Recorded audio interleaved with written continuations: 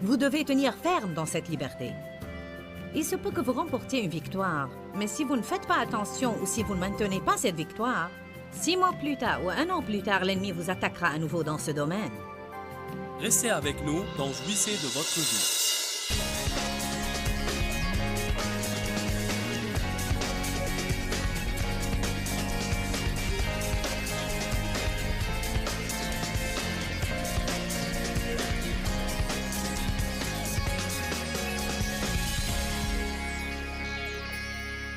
Vous avez à décider aujourd'hui même de vous réjouir là où vous êtes sur votre chemin vers le but.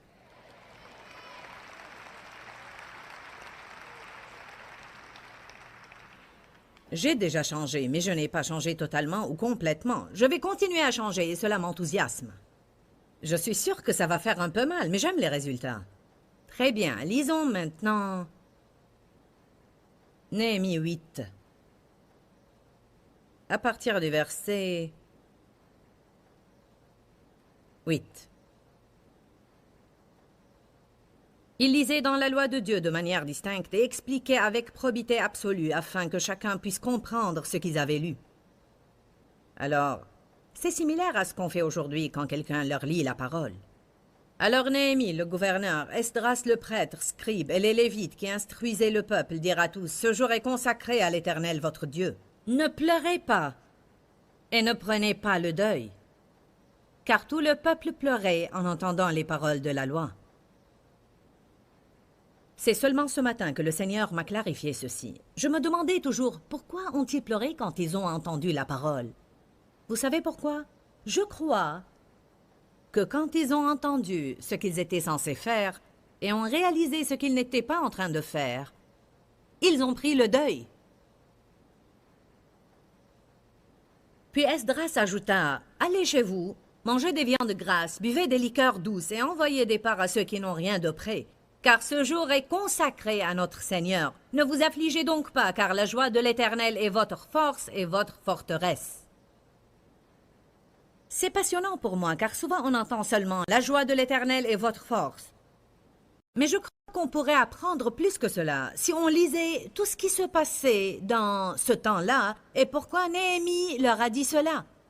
Ils ont pris le deuil et ils étaient malheureux et déprimés et ils pleuraient, car quand ils ont entendu la parole, ils ont vu ce qu'ils étaient censés faire et ont réalisé où ils en étaient en comparaison avec où ils devraient être, et cela les a déprimés.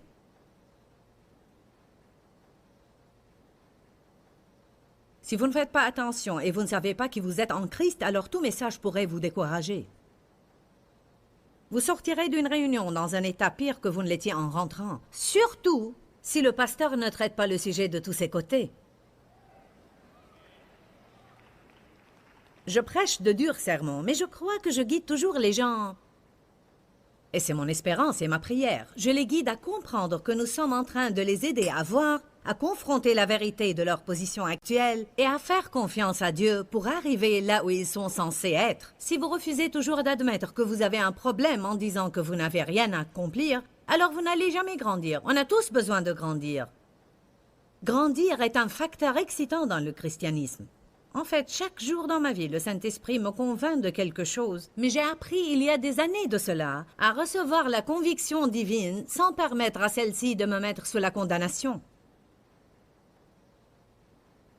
Je crois qu'une des plus grandes tragédies dans le monde entier, c'est quand les personnes qui ont l'Esprit de Dieu vivant dans leur fort intérieur, et le fruit de l'Esprit, dont l'un est la joie, qui vit et demeure en eux, et qui tout le temps se sentent coupables et se sentent condamnés, et se sentent tout le temps jugés et mal dans leur peau. La grande majorité des gens n'aiment pas leur personne, et c'est vraiment une tragédie. La Bible nous dit de nous examiner nous-mêmes. Mais elle nous dit aussi de ne pas nous juger. Quelle est la différence? Nous devons regarder cela de près. Il paraît qu'il y a beaucoup de gens qui vivent dans un extrême ou dans l'autre. Il y a des personnes qui n'ont aucun remords envers quoi que ce soit. Et quoi qu'ils fassent, ils ne sentent jamais qu'ils sont fautifs ou qu'ils ont commis une erreur. Ils vivent comme s'ils avaient la tête dans les nuages. Ils blessent les sentiments des autres, les traitent brutalement et ne s'intéressent qu'à eux-mêmes. Et puis il y a des personnes qui vivent à l'autre extrémité et qui sont en réalité des personnes trop sensibles. Et à chaque fois qu'ils font un mauvais pas, ils se sentent coupables et condamnés. Amen. Comme ma fille qui est présente avec nous et qui monte sur l'estrade pour partager. Elle est plutôt comme moi. Elle est décidée à faire ce qui est juste. Et elle avait à lutter pour se débarrasser de la culpabilité et la condamnation, car elle exagérait pour être parfaite en tout. On a à comprendre que Dieu nous a appelés à être excellents. Mais on ne va pas manifester la perfection tant que nous sommes dans cette chair.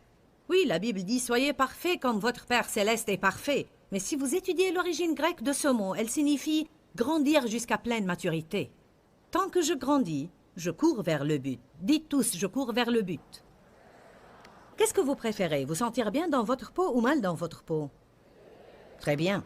Notre deuxième fille, notre fille aînée, elle se sent rarement mal. Et je lui ai dit ce matin que l'enseignement d'aujourd'hui n'était pas adressé, car je vais parler de comment se débarrasser de la culpabilité. Elle a dit « ce n'est pas mon problème ». Bon. Elle avait peut-être parfois à faire un peu plus attention à certaines choses. Mais elle a une personnalité flegmatique et décontractée comme son père. Devocy n'a probablement jamais expérimenté le sentiment de culpabilité dans sa vie. Et moi, je me sens toujours mal envers quelque chose. Qu'est-ce que tu as dit quand j'ai dit que je vais parler de l'éradication de la culpabilité? Ça va me faire du bien. Je lui ai dit, tu en as besoin, c'est vrai. En fait, cela est en relation avec le tempérament naturel que Dieu nous a donné. Pour certaines personnes, par exemple, il est plus facile pour elles d'oublier les choses que pour d'autres personnes. Pour notre fille aînée, un des domaines dans lequel elle a vraiment expérimenté la culpabilité est celui d'être une bonne maman. J'étais en train de penser à cela et j'ai pensé, vous savez pourquoi elle s'est sentie coupable dans ce domaine? Parce que c'est peut-être le domaine le plus important pour elle. Depuis qu'elle avait l'âge de 8, 9, 10 ans, tout ce qu'elle a voulu, c'était se marier et avoir des enfants. Il est évident que l'appel de Dieu sur sa vie, c'est avoir des enfants. Et elle est occupée à accomplir cet appel. Et maintenant, elle va déménager pour s'installer dans une maison.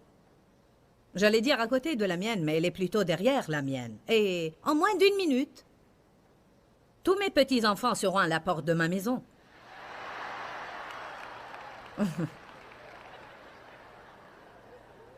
Cela m'est excitant et je crois que ça va être une bonne diversion pour moi. Ça va m'aider à faire autre chose que travailler. Mais ce qui est très intéressant, c'est que c'est souvent dans les domaines qui nous sont vraiment importants que l'ennemi nous attaque par la condamnation. Amen. Alors on a à se débarrasser de la culpabilité et de la condamnation, car la Bible dit « Il n'y a maintenant aucune condamnation pour ceux qui sont en Jésus ».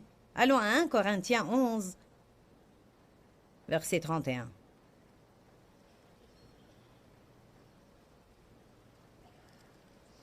Peut-être certains d'entre vous ne prennent même pas le temps de s'examiner eux-mêmes alors qu'ils doivent le faire, alors que d'autres se jugent eux-mêmes alors qu'ils ne doivent pas le faire. Il faut qu'on soit équilibré. Il faut qu'on puisse contempler nos vies et dire « Bon, moi je parle beaucoup sur des sujets dont je ne dois pas parler. » C'est ainsi que je m'examine et je dis « J'ai besoin de ton aide, Seigneur. Je ne veux pas rester comme ça. Ça ne doit pas être, mais ça ne veut pas dire que je dois me sentir condamné. Je n'ai pas à me juger moi-même, car quand je me juge moi-même, je dois être soit innocente, soit coupable. Et si je suis coupable, je dois alors être punie.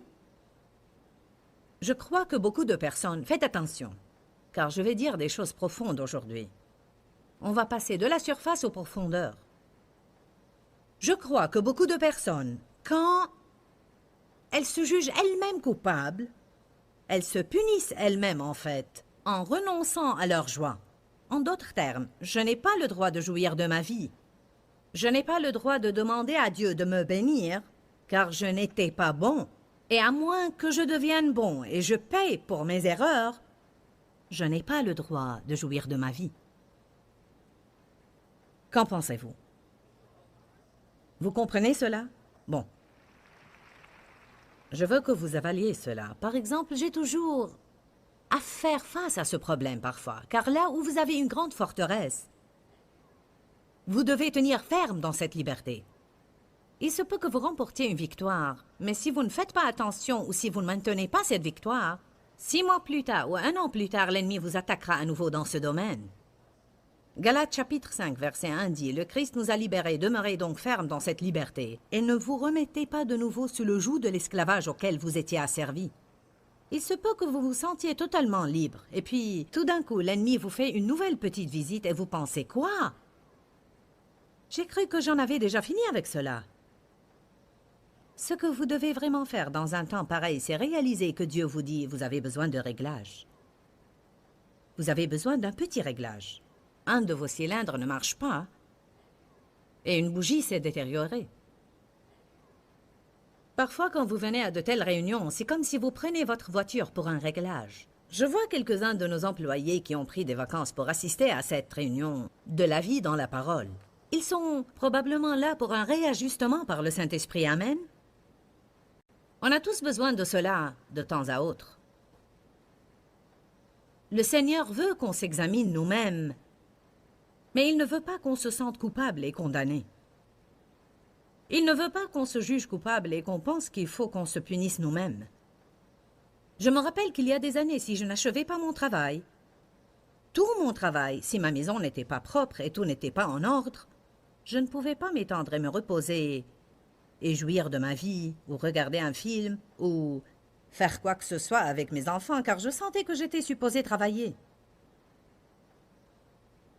L'autre extrême du déséquilibre, c'est être paresseux et ne jamais accomplir le travail.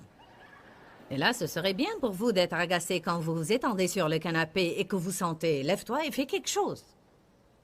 J'étais en fait adonnée au travail. Travail, travail, travail, travail, travail. Je voulais que personne ne se repose. Je disais à Dave « Tond la pelouse, accroche ce tableau. Pourquoi tu t'assois là? Fais quelque chose. Ramassez vos jouets les enfants, nettoyez cette place, allez jouer. » Et dès qu'ils sortaient les jouets, je leur disais « Rangez-les ».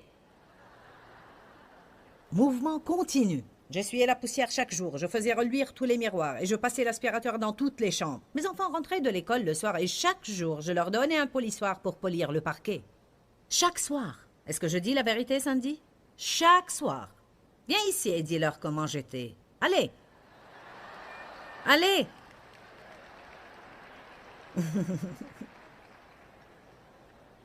Vous aimez toutes ces histoires, n'est-ce pas? Je ne jouissais ni de ma vie, ni de ma maison. On la servait tous.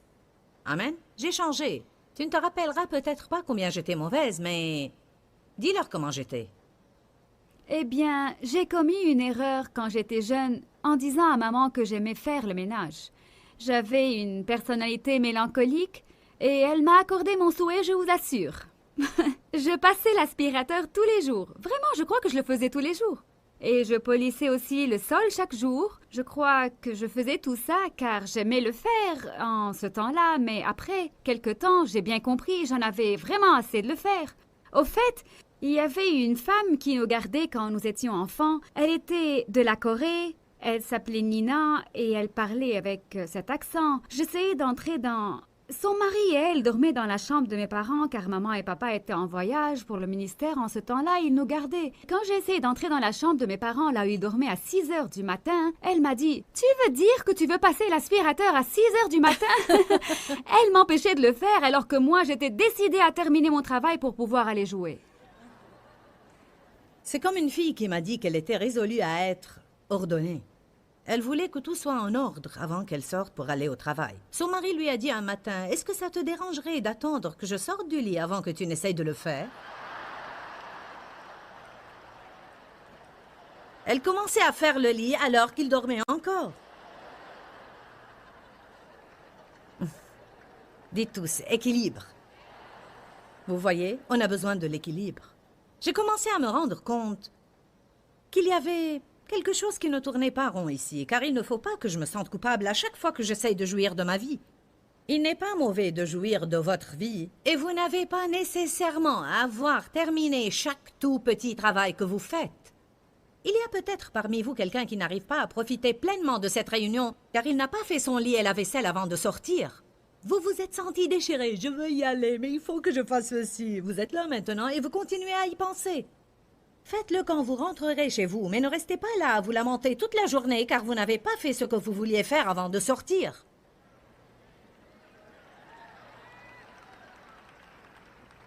On adore le travail parfois, n'est-ce pas? 1 Corinthiens 11, 31. Si nous nous examinions nous-mêmes et nous discernions nos défauts et reconnaissions qui nous sommes, nous ne tomberions pas sous le jugement divin. Il nous dit, si vous regardiez à votre vie, il ne faut pas qu'on craigne de le faire. N'ayez pas peur de vivre dans la lumière. Au fait, je veux vous encourager à prendre aujourd'hui un peu de temps avec vous-même et à penser à votre vie. Est-ce que je parle beaucoup ou pas suffisamment? Est-ce que je parle de choses dont je ne dois pas parler? Combien est-ce que je parle pour critiquer les autres? Est-ce que je juge les autres? Est-ce que je passe assez de temps dans la prière? Est-ce que je me discipline pour avoir régulièrement un temps de prière? Est-ce que j'étudie la parole? Est-ce que je marche dans l'amour? Est-ce que j'agis selon le fruit de l'esprit? Est-ce que je suis impulsive et je me laisse aller et je me laisse aller et je me laisse aller en pensant, eh bien, vous savez que je suis comme ça, je suis coléreuse car ma mère est coléreuse.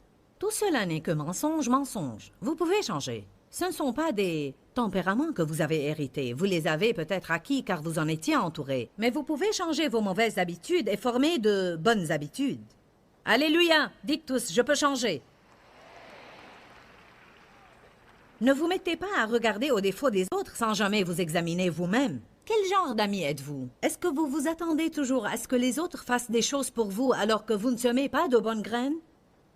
Je connais des personnes pareilles. Elles se sentent toujours blessées si vous ne leur faites pas ceci et vous ne leur faites pas cela. Je connais une personne très susceptible qui se sent toujours blessée si elle ne reçoit pas beaucoup d'exhortations. Mais je pensais ce matin, je ne crois pas qu'il lui est arrivé une seule fois de me dire « Ta prédication était merveilleuse ». On demande souvent des autres des choses qu'on ne donne pas, et la raison pour laquelle Dieu ne nous les donne pas est qu'on ne sème pas des graines. Allez maintenant!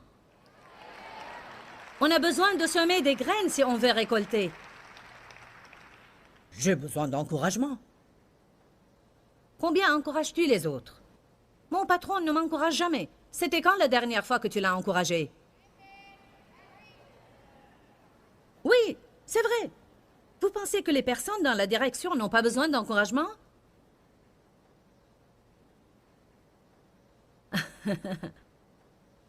Tu ne fais jamais quelque chose pour moi. C'était quand que tu as fait toi-même quelque chose pour quelqu'un?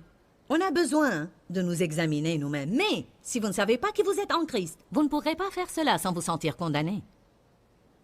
C'est pourquoi il est très important de comprendre 2 Corinthiens 5, 21. Celui qui n'a pas connu le péché, il a fait devenir péché pour nous, afin que nous devenions en lui justice de Dieu. Jésus est juste, et c'est moi le pécheur. Il a porté mes péchés et m'a donné sa justice. Il me l'a donnée gratuitement et elle est à moi. Je l'ai et je vais dire de moi-même ce que la Bible dit de moi. Et je m'en fous combien de diables vont en être enragés. Je suis la justice de Dieu en Christ. Je vais vous dire quelque chose. Cette salle ici est probablement pleine de personnes qui n'ont jamais dit cela d'eux-mêmes à haute voix. Et même si vous essayez de le faire maintenant, vous allez sentir « Ce n'est pas juste que je dise cela de moi ». Vous savez pourquoi? Car le diable nous fait sentir qu'on n'est pas juste envers Dieu. Je ne suis pas juste envers Dieu. Dieu n'est pas content de moi. Il est fâché de moi. Je ne fais pas ce que je suis censé faire. J'ai un long chemin à faire. Exerçons-nous. Dites, je suis la justice de Dieu en Christ. La clé de tout cela est dans les 2 derniers mots, en Christ. En Christ. Je ne suis rien par moi-même.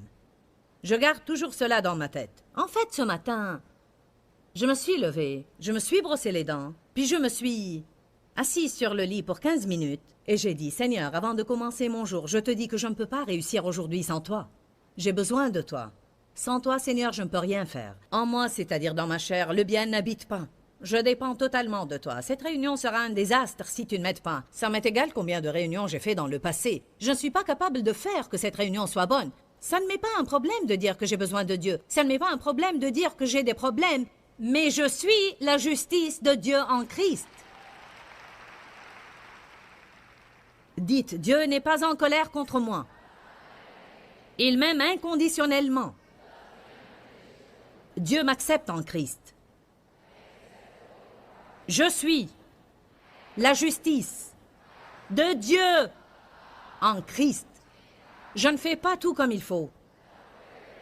J'ai un long chemin à faire. Mais je suis sur le bon chemin. Alléluia. On a besoin de cela. Retournons à notre sujet. Si on n'a pas la joie, on n'aura pas la force. Si on n'a pas la force, le diable nous vaincra. Et on ne sera pas fort pour contrer la culpabilité et la condamnation, parce que la culpabilité nous affaiblit, elle ne nous fortifie pas. Arrêtez de pleurer et de prendre le deuil à l'écoute de la parole. La joie de l'Éternel est votre force. Organisez une fête, un festin, célébrez, donnez aux pauvres. Vous êtes sur le bon chemin. Nous n'avons pas à arrêter de vivre pendant que nous changeons. Je suis sûre que presque tous ceux qui nous regardent aujourd'hui ont apprécié notre message, car on aime tous l'idée de prendre un peu de repos. Parfois, on est très dur envers nous-mêmes et on a un sentiment de culpabilité à chaque fois qu'on commet une petite erreur. Alors, nous voulons que vous jouissiez de votre vie, car Jésus est mort pour que vous jouissiez de votre vie. Et vous faites cela en arrêtant de vous condamner vous-même. Vous savez, je pense à Éphésiens 3:20. C'est l'une de mes écritures préférées avec laquelle je veux conclure. La Bible dit que Dieu peut faire infiniment, extrêmement et abondamment au-delà de tout ce que nous osons souhaiter, demander et penser, et cela par sa puissance qui agit en nous. Je crois que Dieu veut faire plus pour vous que ce que vous avez demandé, et je vous encourage à être plus audacieux dans vos prières, à oser demander, à être plus agressif et à vous approcher avec assurance du trône et demander à Dieu de faire des choses merveilleuses pour vous, car je crois qu'il attend pour accomplir cette écriture dans votre vie. Que le Seigneur vous bénisse et à très très bientôt. Dis-leur que je les aime. Dans ce livret, Joyce Meyer donne une révélation de l'amour de Dieu pour nous. Pour obtenir ce livret gratuitement, écrivez-nous à Joyce Meyer, boîte postale 40095-6300, Larnaca, Chypre. Ou bien visitez notre site web www.joycemeyer.org/fr.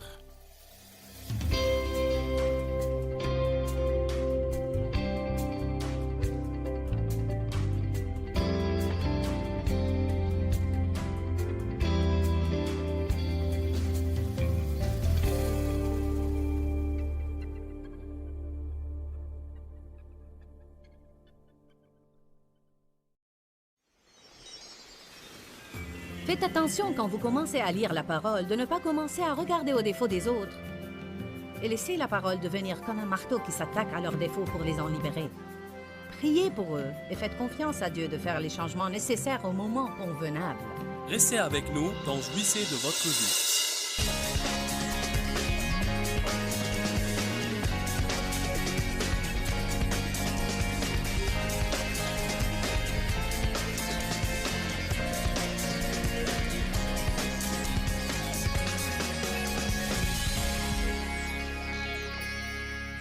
Il y a une différence entre qui vous êtes et ce que vous faites, entre qui vous êtes et ce que vous faites, entre qui vous êtes et ce que vous faites.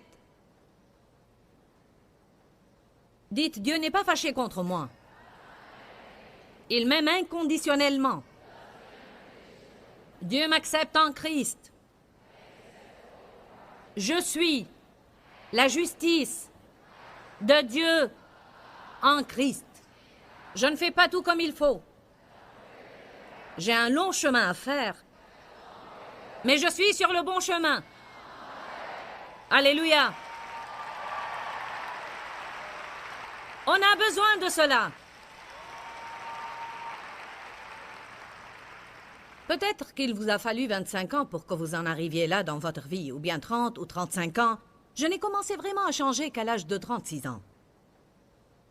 Cela ne veut pas dire que j'ai à passer le restant de ma vie à payer pour les erreurs que j'ai commises durant les premiers 35 ans. C'est pourquoi la Bible dit que nous sommes une nouvelle créature en Christ.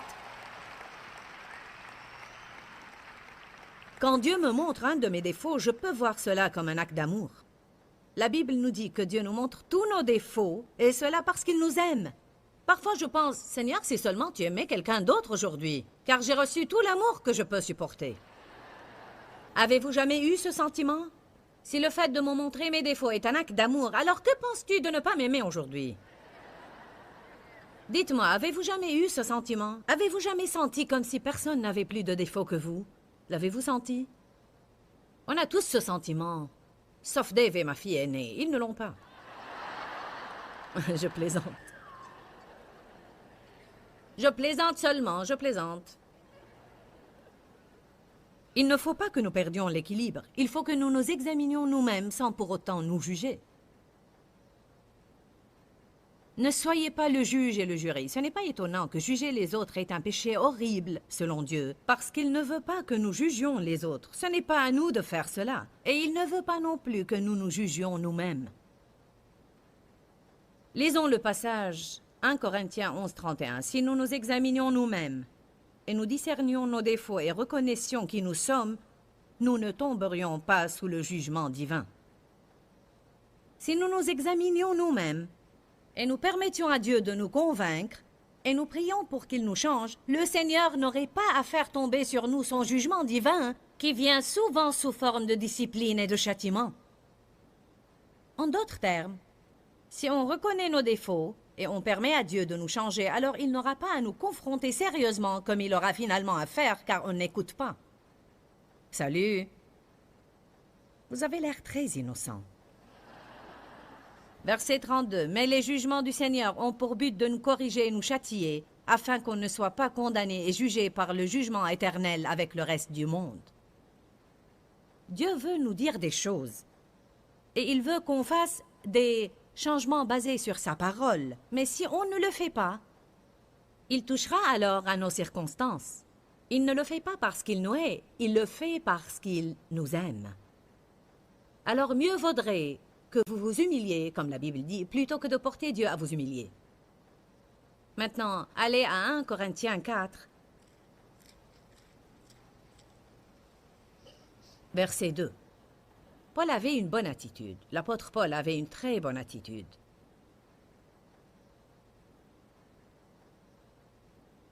Je crois aussi que Dave a un certain niveau de maturité spirituelle car il connaît Dieu depuis longtemps. Je crois qu'il s'examine lui-même, mais je ne crois pas qu'il se juge lui-même.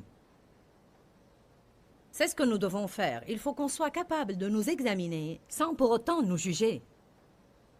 Il m'était difficile, j'ai dû faire beaucoup d'efforts. Je m'en sors maintenant. Mais comme j'ai dit, à cause de la façon dont j'ai été élevée, j'aurais peut-être toujours rencontré ce problème. Ma fille a une personnalité perfectionniste. Elle aura peut-être toujours rencontré ce problème parce qu'elle aime réellement être parfaite en tout, toujours. Mais elle ne va pas toujours réussir, car la Sainte Bible dit « quand le parfait viendra », c'est-à-dire Jésus-Christ lui-même, quand il reviendra, toutes les choses qui sont incomplètes disparaîtront. Jusque-là, nous aurons des défauts. Vous allez être en contact avec des personnes qui ont des défauts et vous aurez à confronter vos propres défauts sans vous haïr vous-même. Prenez un repos. Qui a besoin de cela? Vous devez arrêter d'être dur envers vous-même. Si vous n'apprenez pas comment recevoir vous-même la miséricorde, vous ne pourrez jamais être miséricordieux envers les autres. Car vous ne pouvez pas donner ce que vous n'avez pas. Je n'avais pas de miséricorde envers les gens, et j'étais trop stricte, légaliste et rigide. Tout devait être fait d'une certaine façon. Et quand j'ai étudié sur le cheminement dans l'amour et j'ai voulu être miséricordieuse, et j'ai crié à Dieu pour qu'il m'aide à être miséricordieuse, il me semblait que je ne pourrais pas le faire. Je ne comprenais pas quel était mon problème. Je voulais que tout le monde fasse les choses bien comme il faut. Bien comme il faut. Faites les choses comme je vous ai dit et comme il faut. Il m'était difficile, s'il ne faisait pas les choses bien comme il faut, d'oublier carrément certaines choses. Je faisais toujours toute une histoire des petites choses. Si vous voulez savoir qu'est-ce qui peut voler votre joie et gâcher votre vie, voilà, c'est quand vous faites toujours toute une histoire des petites choses. Quand j'ai crié à Dieu et je l'ai invoqué au début de mon cheminement avec Dieu en lui demandant pourquoi je n'arrivais pas à être miséricordieuse, il m'a parlé finalement à travers quelques écritures dans Matthieu 12. Il m'a dit « Va apprendre à propos de la miséricorde. Je désire la miséricorde et non les sacrifices. » Puis il a commencé à me montrer que je ne savais pas comment recevoir la miséricorde, que je ne savais pas être miséricordieuse envers moi-même. Alors, je ne savais pas comment être miséricordieuse envers les autres. Peut-être qu'il vous est très difficile d'oublier les choses. Vous voulez que tout le monde fasse les choses d'une certaine façon, mais vous savez quoi? Vous faites probablement la même chose avec vous-même. Levez votre main si vous vous retrouvez dans ce que je dis. Vous comprenez? Quand vous commencerez à être un peu plus miséricordieux envers vous-même, vous pourrez l'être envers les autres. Je ne mène pas une vie médiocre. Je ne ferme pas les yeux sur le péché en pensant que les erreurs que je commets ne sont pas importantes. Elles sont importantes, mais j'ai appris à m'examiner moi-même, sans pour autant me juger. Est-ce que vous voyez l'équilibre dans ce que je dis aujourd'hui? Nous allons nous examiner sans pour autant nous juger. Paul a dit quelque chose de sage. Il est dans une situation où quelqu'un est venu l'attaquer et le juger en ce qui concerne sa fidélité. Le verset 2 dit, « Du reste, ce qu'on demande des intendants, c'est qu'ils accomplissent fidèlement et avec intégrité la tâche qui leur a été confiée. Mais pour ma part, Paul écrit, « Peu m'importe d'être jugé par vous ou d'être questionné ou interrogé par une instance humaine. » Voici la déclaration essentielle. Paul a dit, « D'ailleurs, je ne me juge pas non plus moi-même. » Je ne me juge pas non plus moi-même. Verset 4. « Car je n'ai rien à me reprocher, et je me sens irréprochable. Mais ce n'est pas pour cela que je suis justifié devant Dieu. Celui qui m'examine et me juge, c'est le Seigneur lui-même. » Voici ce qui est intéressant. Il se peut que je pense que je n'ai pas de défaut, alors que je suis pleine de défauts que Dieu ne m'a pas encore montrés.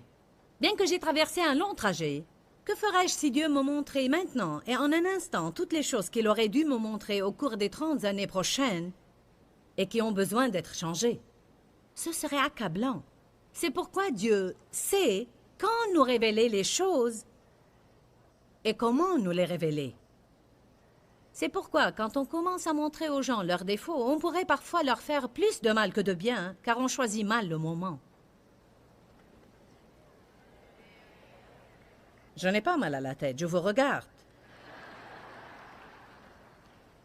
Vous m'écoutez? Faites attention quand vous commencez à lire la parole, de ne pas commencer à regarder aux défauts des autres et laissez la parole devenir comme un marteau qui s'attaque à leurs défauts pour les en libérer.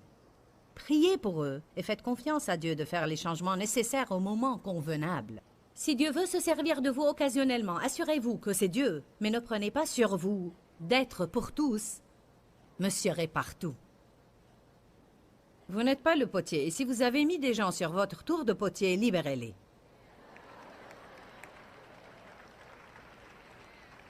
On pense, je ne te supporte plus, tu dois changer ou je ne pourrai plus te supporter. Et vous qui vous supporte? Bon, je n'ai pas ces problèmes. Eh bien, vous n'avez pas ces problèmes, mais vous en avez d'autres. On est tellement occupé à regarder les défauts des autres qu'on ne voit pas nos propres défauts. C'est pourquoi on a besoin de laisser tout ça à Dieu et ne pas nous y mêler. Paul dit, je ne sens pas que j'ai quelque chose à me reprocher, mais ça ne veut pas dire que je suis justifié, car je pourrais avoir des défauts que je ne connais pas, mais je laisse à Dieu le soin de me les montrer.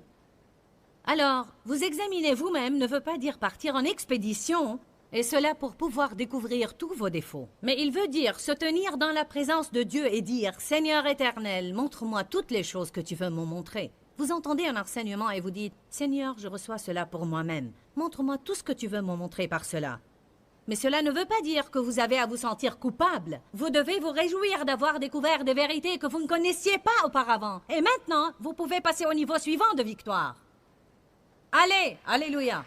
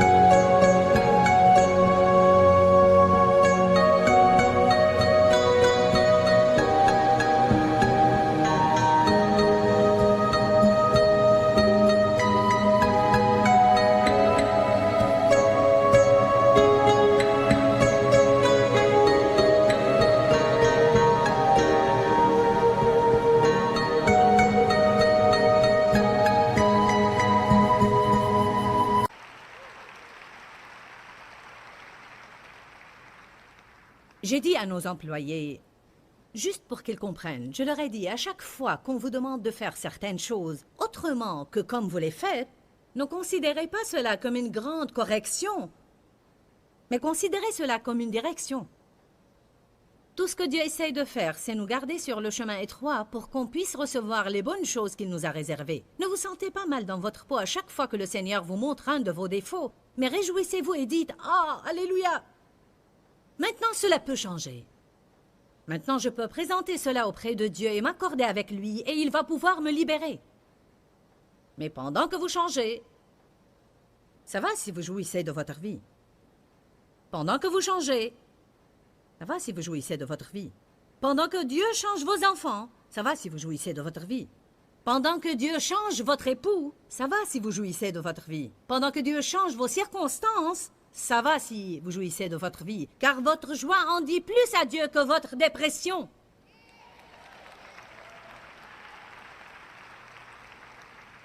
Je crois que ma joie dit à Dieu, je te fais confiance. Tout mon découragement, toute ma dépression, tout mon abattement et toute ma détresse, qu'a dit David? Il a dit, pourquoi es-tu défaillante, ô mon âme, espère en Dieu. Quand vous êtes découragé, regardez où vous avez mis votre espérance et où vos pensées sont et où votre esprit est. La joie de l'Éternel est votre force. Prenez un repos pour que vous restiez heureux tous les jours de votre vie. Il n'y a donc maintenant aucune condamnation pour ceux qui sont en Jésus-Christ, qui marchent non selon la chair, mais selon l'esprit. Vous dites, voici le problème, je ne marche pas selon l'esprit. Quand vous commettez des erreurs, vous pouvez marcher soit selon l'esprit, soit selon la chair en essayant de les corriger. Vous pouvez dire, Seigneur, j'ai commis une erreur, je te demande de me pardonner et de me changer. De cette façon, vous marchez selon l'esprit. Ou bien, vous pouvez dire, j'ai commis une erreur, je dois payer, et ainsi, vous marchez selon la chair. Marchez selon l'esprit et laissez Dieu faire un travail merveilleux en vous. 1 Jean 1. On va lire quelques écritures avec lesquelles je vais conclure.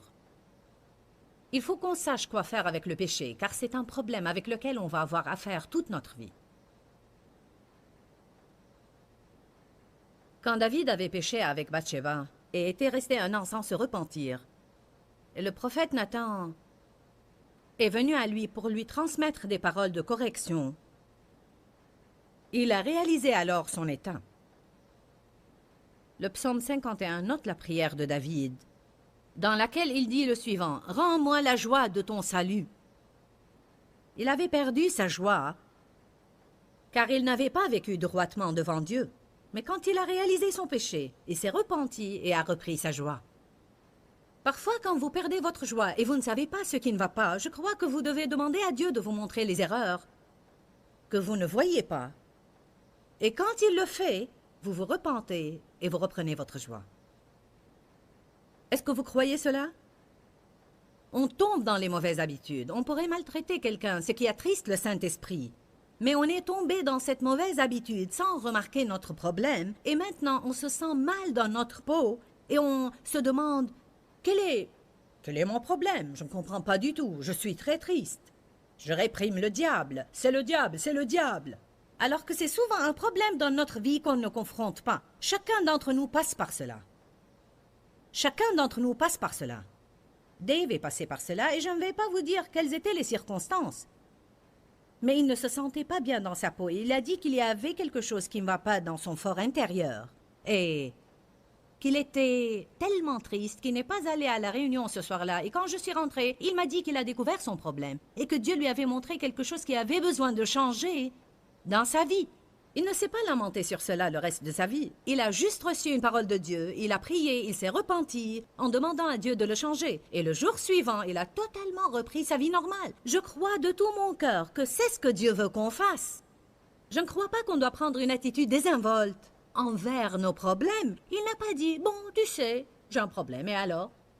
Il a regretté, il s'est repenti, et il a fait des études sur ce sujet, il a pris une nuit pour faire des études sur ce sujet, et il a cherché des livres pour le faire, mais il a continué sa vie normalement.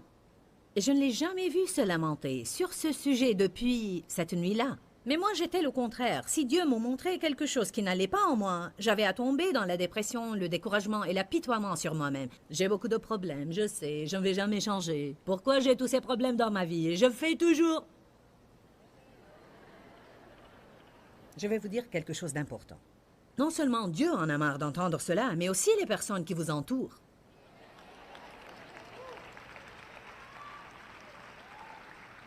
Arrêtez de vous apitoyer sur vous-même parce que vous avez quelques défauts. Qui n'en a pas? Prenez un repos. Dis à celui qui est à côté de toi, prends un repos. Lisons ces écritures avec lesquelles je vais conclure. 1 Jean chapitre 1 verset 8. Si nous disons que nous n'avons pas de péché, en refusant d'admettre que nous sommes pécheurs, nous vivons alors dans l'illusion et la vérité que la Bible proclame n'est pas en nous. Verset 9. Si nous reconnaissons librement nos péchés, il est fidèle et juste. Il est fidèle à sa nature et à ses promesses pour nous pardonner nos péchés et nous purifier continuellement de toute injustice, c'est-à-dire tout ce qui n'est pas conforme à sa volonté dans le but, la pensée et l'action. J'aime l'expression « nous purifier continuellement ».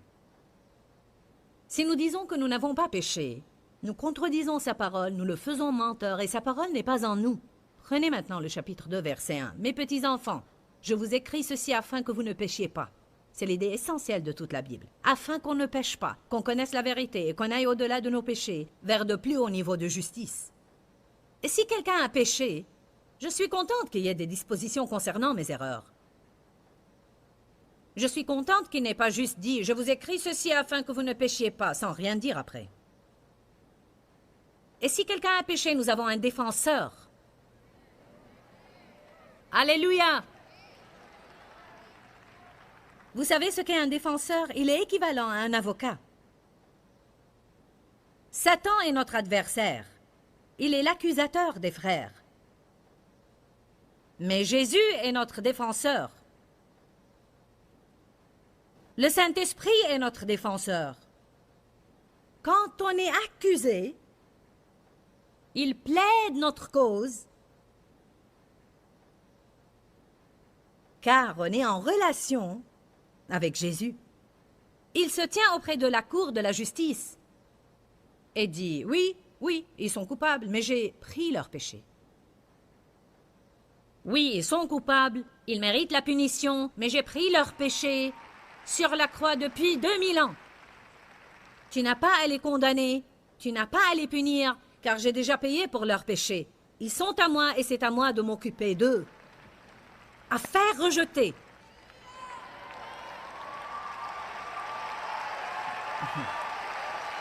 Alléluia! Vous comprenez cela?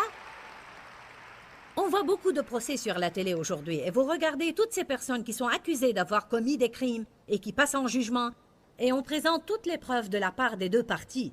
L'adversaire essaye de les mettre en prison à vie alors que le défenseur essaye de prouver qu'ils sont innocents et les arguments viennent de part et d'autre. Je crois que dans la cour spirituelle de la justice, cette même scène se déroule entre l'ennemi et Jésus et le Saint-Esprit, et Dieu est assis sur son trône de jugement et les arguments viennent de part et d'autre. Vous regardez ces gens. Avez-vous jamais regardé ces procès? Vous regardez ces accusés. Et quand le verdict tombe, et le juge tient le marteau, « Non coupable !» Ah! Ouh! Ils se font alors des accolades et se réjouissent. Ne perdez pas la joie de votre salut. Je suis sûre que presque tous ceux qui nous regardent aujourd'hui ont apprécié notre message, car on aime tous l'idée de prendre un peu de repos. Parfois, on est très dur envers nous-mêmes et on a un sentiment de culpabilité à chaque fois qu'on commet une petite erreur. Alors, nous voulons que vous jouissiez de votre vie, car Jésus est mort pour que vous jouissiez de votre vie.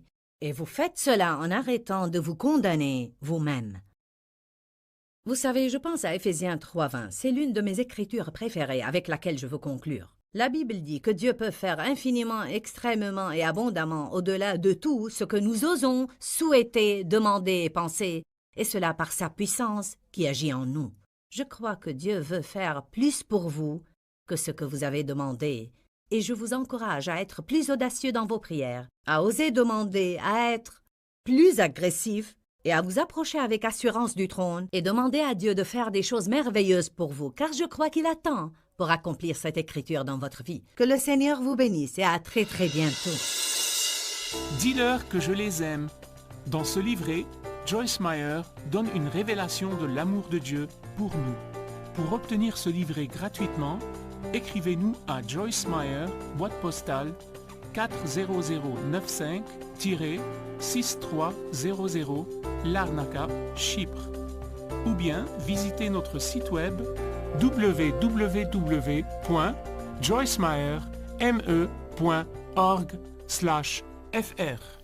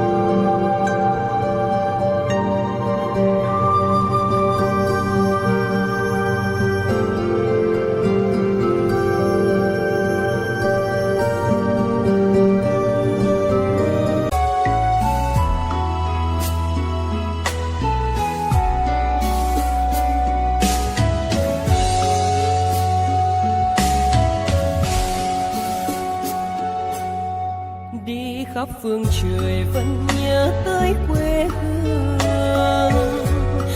Người về đây thăm làng Trù quê mẹ và làng Sen quê cha, xúc động bồi hồi người rơi giọt lệ, thương mái nhà tranh thương đất mẹ nghèo.